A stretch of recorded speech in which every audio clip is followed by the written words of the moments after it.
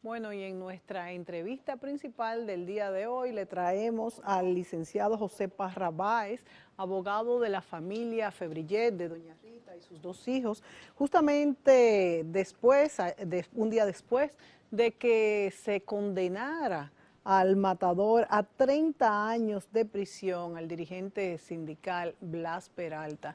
Buenos días, José, ¿cómo está usted?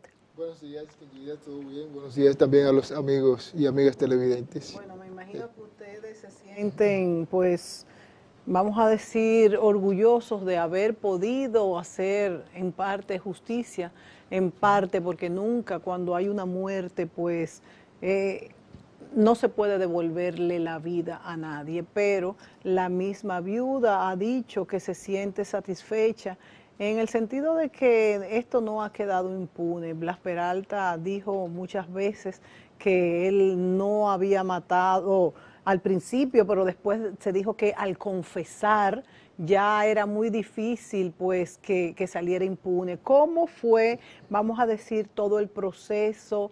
¿Cómo actuaron ustedes los abogados de la defensa? Y si consideran esto pues un logro del país, ya que Blas Peralta es un hombre poderoso, vamos a decir, por tanta gente que aglutina en estos del sindicalismo. ¿Y cuál fue la prueba mayor de que él fue el matador?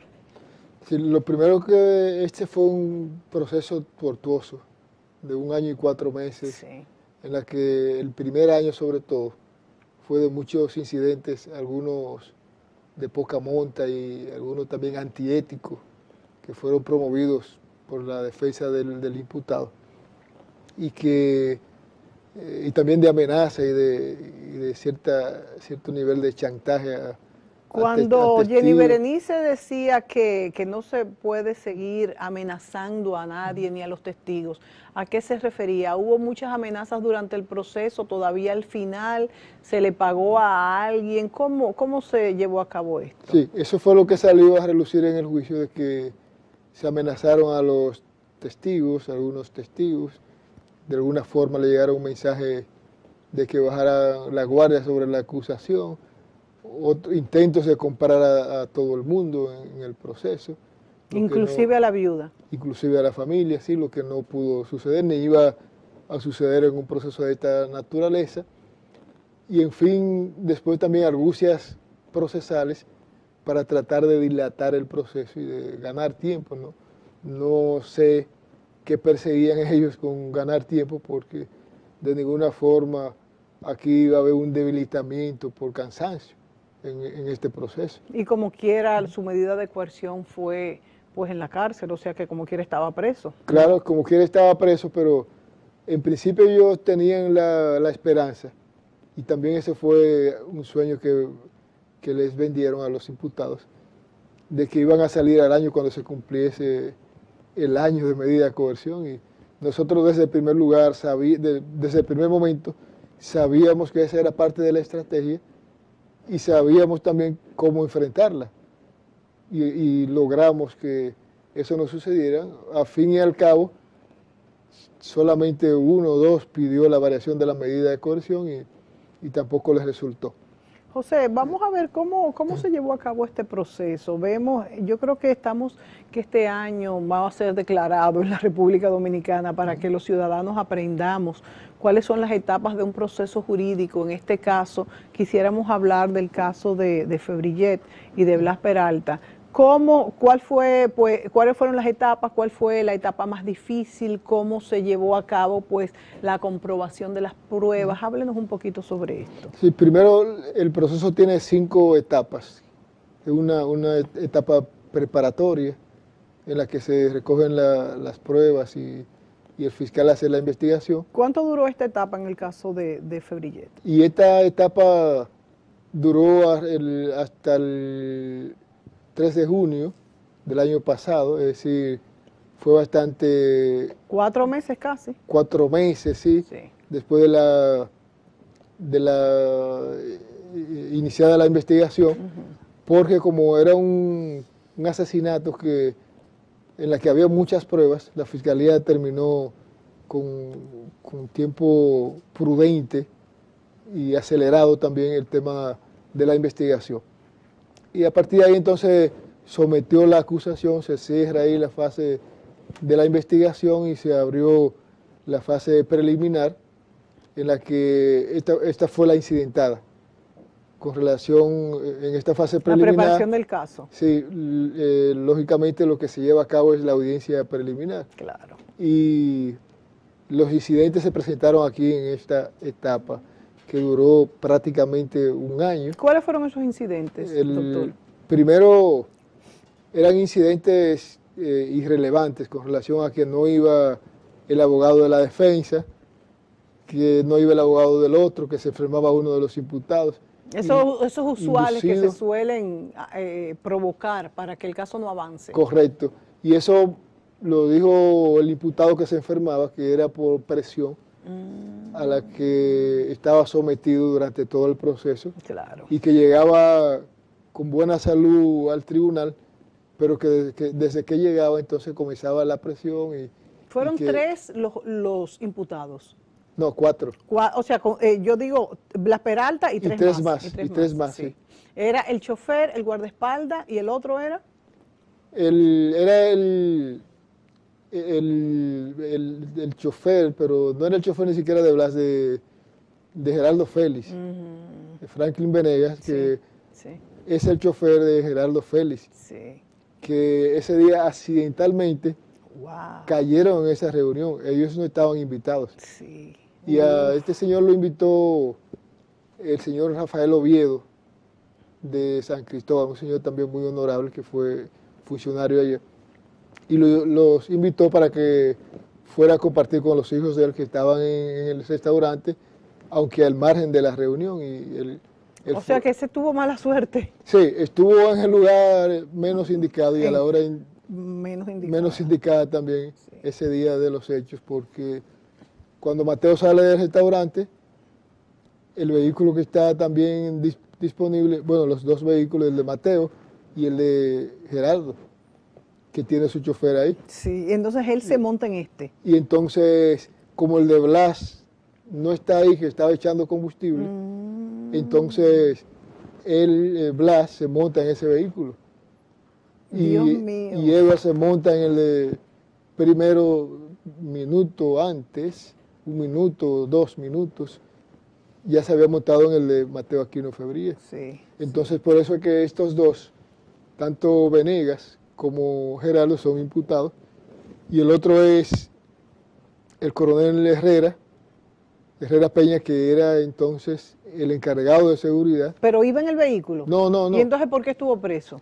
Herrera Peña no estaba ni siquiera en la ciudad, sino por el tema del ayudar a Blas en este caso a distraer las evidencias del crimen, a destruir evidencias.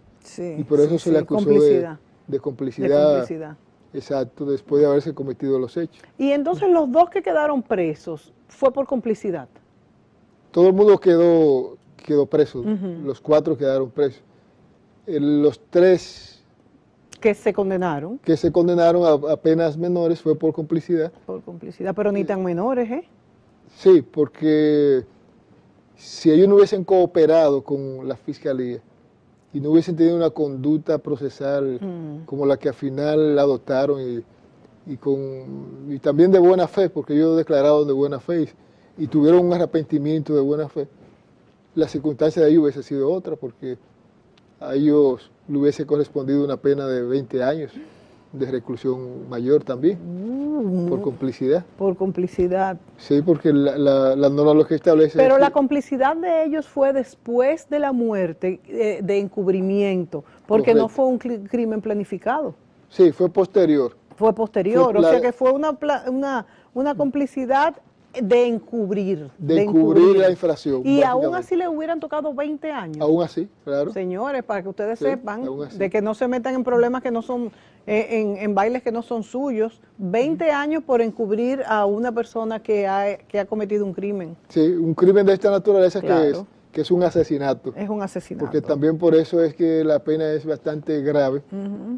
Es agravada por la magnitud de la infracción. claro. Si hubiese sido un homicidio Claro, simple, claro. la pena pudo haber llegado hasta 20 años, es decir, de 5 a 20 años. De 5 a 20 años, mucho menos, y aquí llegó exacto, a 30 años. Y aquí llega a 30 años por las circunstancias agravantes que hubo en el asesinato. ¿Usted encuentra, doctor, que el mismo Ministerio Público fue más constante primero por la personalidad a quien era, Aquino Febrillet, y por las circunstancias en que pasaron los hechos? Porque muchas veces pasa que el Ministerio Público se descuida, los mismos jueces se venden. Hábleme un poquito vamos a decir, del estado del Poder Judicial en el país, que gracias a Dios en este caso se mantuvo pues muy vigilante y atento, y las cosas pues se desarrollaron como se deberían desarrollar, ¿verdad? Sí, hay un aspecto muy crucial en el tema de establecer la responsabilidad, y es el grado de reprochabilidad que se le hace a la conducta de un ciudadano. No es la misma conducta que la sociedad espera de un platanero, para decir sin denigrar la condición humana de una persona que se dedica. Pero sí, pues la preparación que por tiene, el tema de la conciencia. Digamos, a un profesor universitario. Entonces, en este caso, fue más severo por ser Blas Peralta un dirigente sindical. Exacto, por el grado de reprochabilidad social, porque a él se le exigía actuar de otra manera. Una persona que es dirigente de un sindicato, pues, mucho más, candidato a diputado, una persona que tiene maestría, porque él dice que tiene 2 maestrías, que es abogado. Entonces se le exige actuar con un nivel. O sea que si él no hubiera sido un dirigente sindical y una persona pues hábil políticamente, quizás no le hubieran dado 30 años. No, de todas formas, ese grado de reprochabilidad se le exige a cualquier ciudadano que actúe con esa hazaña. Porque fue un crimen. Sí, pero aquí lo que se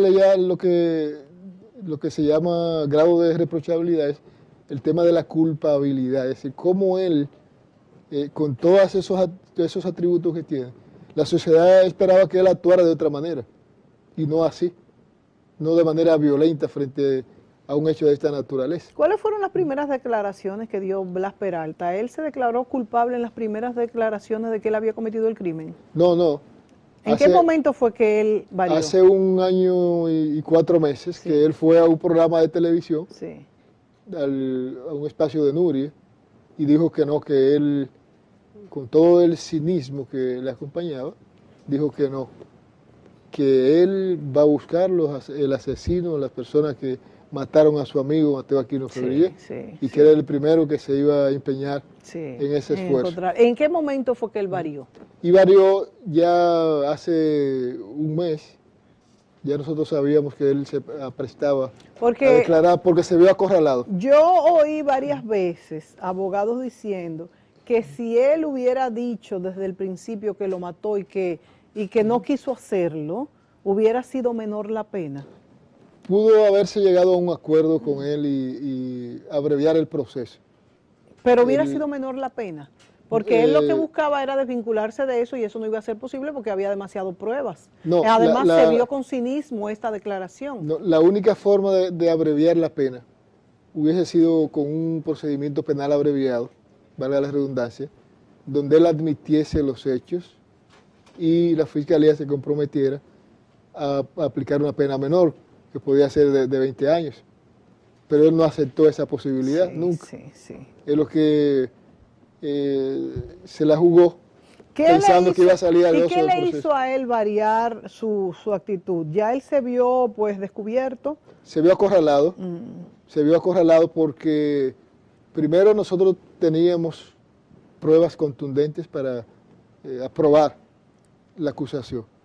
Desde la declaración de 17 testigos que llevamos ahí, desde los videos de las cámaras de seguridad del 911. Que se veía perfectamente desde dónde salió el disparo. Las escuchas telefónicas, la experticia que hizo la policía con relación al arma que él tenía cargada, que era un arma del Estado, la tenía cargada. O sea que doblemente mal. Correcto, todo eso daba lugar a una prueba bastante contundente. Además de eso se agregó que los coimputados tuvieron una conducta procesal digna, muy digna, un arrepentimiento. ¿En qué momento los coimputados pues declararon que sí fue el culpable, el que disparó? Bueno, su declaración ellos la habían manifestado desde el mismo día en que se leyó el auto de apertura a juicio.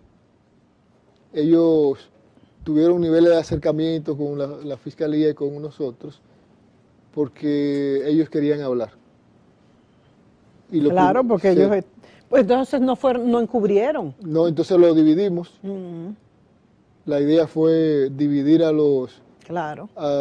todos los imputados. Sacamos a estos 3 de la esfera de control de Blas Peralta, y ellos entonces comenzaron a decir las cosas como fueron y que ellos tenían miedo y que la sujeción y que ellos querían decir la verdad pase lo que pase. ¿Y qué tiempo tuvieron ellos encubriendo entonces? Porque su crimen, o sea, su condena fue un año, sí. Es que fue mucho. Sí, fue mucho tiempo, un año.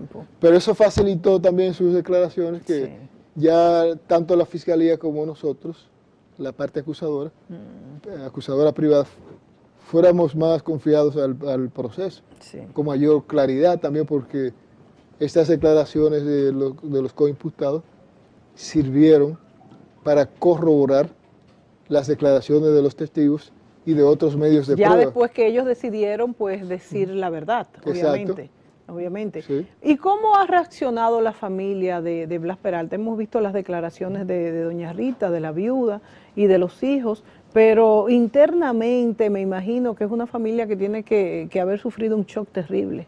Sí, esta es una victoria amarga, porque Mateo Aquino Febrier era una persona con una capacidad de trabajo, un hombre intelectual, un hombre pacífico, un hombre querido por muchas personas. Y yo estoy en el proceso no solamente por encargo de la familia, sino porque Mateo también era...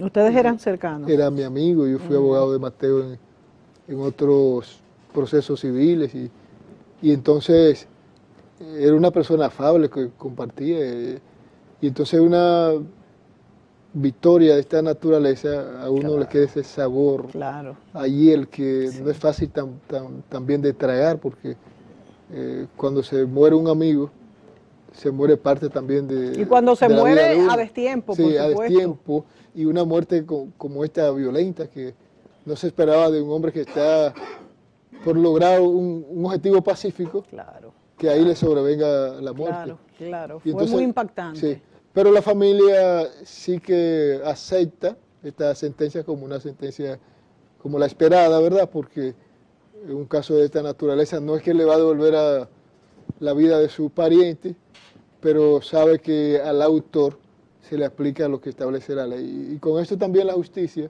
La verdad es que cuando pasan estos casos se queda como un sentimiento de desconcierto, porque querer pues que se haga justicia, que es lo único que se puede hacer en un momento como ese, pero al mismo tiempo pues saber que nunca va a volver a ver a su pariente. La verdad es que nadie quisiera verse en esa situación. Bueno, licenciado, entonces... Para terminar, quisiera que usted me hablara un poquito de cómo ve la justicia dominicana a la luz de este caso, que se ha logrado. Ahí vimos esta mañana incluso las declaraciones de Jenny Berenice, pues hablando de que ella muy empantalonada, de que no va a permitir pues ninguna amenaza a los testigos. ¿Cómo se comportó el Ministerio Público, los fiscales? ¿Cuál fue su actuación y si correspondió con lo que debe hacer un Ministerio Público en este caso? Sí, en este caso nosotros hemos valorado desde el principio la eficaz actuación de la Fiscalía del Distrito Nacional, desde el mismo día 11 de marzo del año pasado, cuando ocurrieron los hechos, que yo me puse en contacto con la Fiscalía y de una vez se comenzó el tema de hacer todo lo posible para que se diera con el alcance de los autores.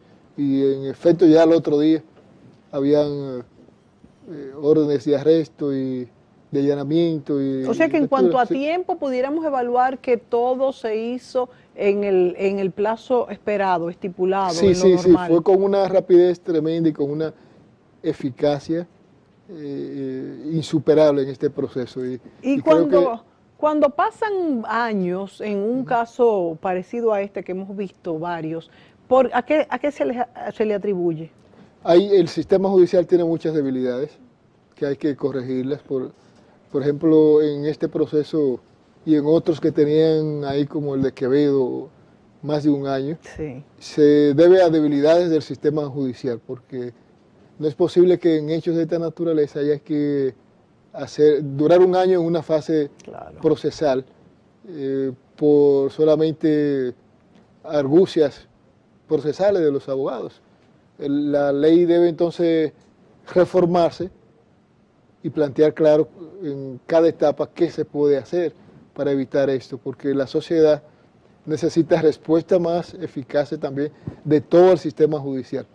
Y hay que decirlo que con este caso la justicia puede comenzar a levantarse y porque en estos últimos años ha estado muy maltrecha con lo que ha pasado. Sin embargo, no todo está perdido. La justicia tiene muchos jueces, la mayoría de los jueces son jueces y la venta de serios y sentencias, prudentes. doctor, esta venta de sentencias tan Descarada, denunciada, sí, tan sí. denunciada que ha habido en tantos casos. ¿Usted cree que se controlará a partir de este caso, por ejemplo, de Odebrecht, donde los sobornos están siendo tan denunciados? ¿Seguirán? ¿Usted cree que la justicia, qué va a pasar con el código que vemos que queda engavetado de nuevo por los problemas con la aprobación del aborto en los 3 causales que el mismo presidente pues propuso? ¿Qué se avisora en este sistema judicial dominicano? Bueno, lo del código, como todo el mundo sabe, ayer fue rechazada la moción que había propuesto el Senado de la República. Ahora el proyecto ya no existe en términos formales. Él deberá Hay que comenzar de nuevo. reintroducirse, sí, desde cero. O sea que por el artículo del aborto, todo el código, señores, vuelve para atrás. Sí. La verdad es que casi debería dejar este tema fuera, porque que todo vuelva para atrás es un atraso para la República Dominicana. No, pero yo oí a una de las mujeres que decía ayer, es mejor que se muera el código y no que se mueran vidas. Sí. Porque el término de permitir que una mujer no decida sobre si desea tener un embarazo en condiciones en que establece la ley o que le perjudica a ella por temas de salud o fruto de una violación sexual o un embarazo no consentido. Pero por eso digo, se pudo haber sacado ese tema, era posible jurídicamente, sacar ese tema y aprobar. No, esa fue una de las propuestas que se hizo, pero eso sería entonces dejar el tema, como decimos popularmente. Para aprobarse después, no se podía. Pero ese Congreso no lo va a hacer, es decir, ese Congreso no es confiable para hacer cosas ni siquiera más trascendentales que es. Y entonces, ese código tiene que salir con el tema de la despenalización del aborto, de cualquier forma que sea, porque ese es un tema que es de urgencia para el país. Claro, es de urgencia para el país también, claro. Exacto. Que sí. Yo estoy de acuerdo, pero ¿cuántos años tenemos en esto? O sea, y las otras... Pero es por falta de voluntad de ellos, de claro que es por falta de voluntad. Y porque solamente por la presión de ciertos sectores. Claro. Que no ha salido esta norma, porque tiene ahí años y años. Tiene años. Entonces, por eso que yo digo que al país le convenía más que se aprobara el código excluyendo la parte del aborto. No, porque entonces se iba a morir el tema definitivamente y no iba a haber vocación después ni interés para ellos presentarlo. Lo mejor es que inicien otra vez en la próxima legislatura una iniciativa entonces, de ley. ¿de cuánto tiempo estaríamos hablando de nuevo? No, si ellos quieren, como ya el código está consensuado y nada más solo es ese tema, si ellos quieren lo pueden declarar de urgencia y en un mes ya la ley puede salir aprobada con todas las modificaciones que ellos quieran incluirle. Porque aquí todo depende del interés que haya para aprobar una ley. Y entonces, el código, mire, fíjense que aquí solamente pues existen 5 países. 5 países Que en el mundo en que prohíben totalmente el aborto en cualquier el condición. aborto Eso terapéutico. uno es el Vaticano, o sea que es obvio que no sea. Otro es Malta, que también es por asuntos de religiosos. Creo que hay 2 en El Salvador. El Salvador, El Salvador, sí. Y hay Chile, creo. Y me parece que Chile, sí. Ajá, y hay otro. Pero no, es no una recuerdo. vergüenza que nosotros en nuestro país estemos condenando, sobre todo a mujeres pobres, fruto de violaciones sexuales, No, y además, relaciones incestuosas, claro, a tener una criatura que no desea tener en su vientre, que va a ser también para toda su vida un lastre que van a cargar con ellos. Entonces, y además, niños que no tienen salud, por ejemplo, síndrome de Down, lo que fuera. Entonces hay muchas personas que dicen que estos son los niños más maravillosos del mundo, que es una bendición tenerlos, y yo estoy de acuerdo. Maravilloso y es una bendición, pero yo estoy segura que estas personas que los dicen tienen un presupuesto económico que les permite ofrecerle la educación que uno a un hijo, que es lo que uno más quiere en la vida, pues desea darle y tiene que darle y necesita ese niño, pero ¿y él que no lo tiene? El Estado ni nadie se lo va a ir a dar. correcto, y el cuidado también, porque fíjese que es esclavizar a una persona que se va a quedar cuidando esa criatura. Y que quizás tiene familia que también necesita trabajar para ella. Sí, cuando vino aquí el presidente Correa, él dijo que en su país tenía mapeado, es decir, señalado en el mapa, todos los casos de personas con discapacidad y que el Estado le daba un subsidio. Que no es el caso dominicano. Y a la persona que los cuidaba le aplicaba un salario. Claro, que no es el caso nuestro, es un trabajo terrible. Que no es el caso nuestro, que aquí una persona con discapacidad muy difícilmente consigue trabajo.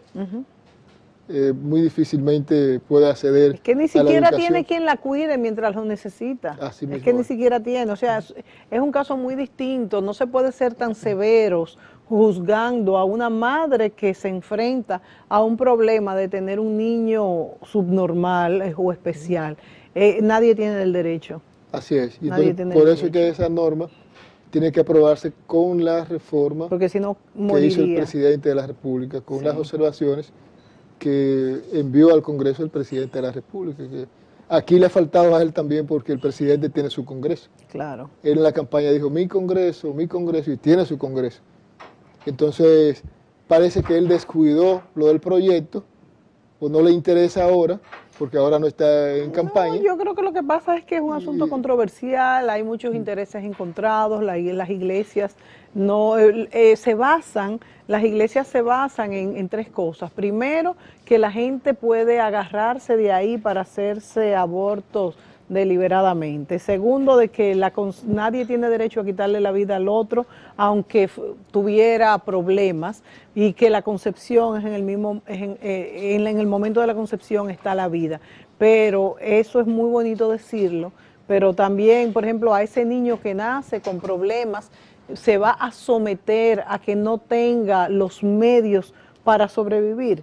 Nosotros en uno de los programas en vivo que hicimos varios con este tema, nos llamó una persona, una señora, y decía que su pariente era una niña subnormal y había sido violada y embarazada por un vecino. Y que qué hacían en este caso. Es un buen ejemplo. No, es un tema grave. Es un buen ejemplo. Y es un buen ejemplo para ellos, porque ¿quién puede obligar a esa niña y a esa familia a tener una criatura, a tener una criatura con ese lastre que le va a acompañar toda la vida?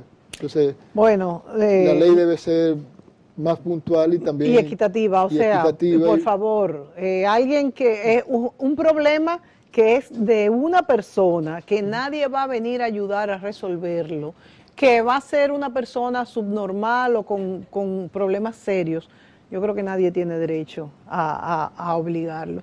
No nos queda más tiempo. Estuvimos con el licenciado José Parra Báez, abogado de la familia Febrillet, que ayer justamente, pues se consiguió la condena de 30 años para Blas Peralta. Gracias, licenciado. Esperamos tenerlo aquí con otros temas interesantes, tales como de la aprobación del nuevo código. En este caso, se va a tener que reintroducir porque no se estuvo de acuerdo con lo del aborto. Seguimos con Buenos Días Santo Domingo. Adelante, Carlos. Gracias a ustedes por la invitación. Gracias a ustedes.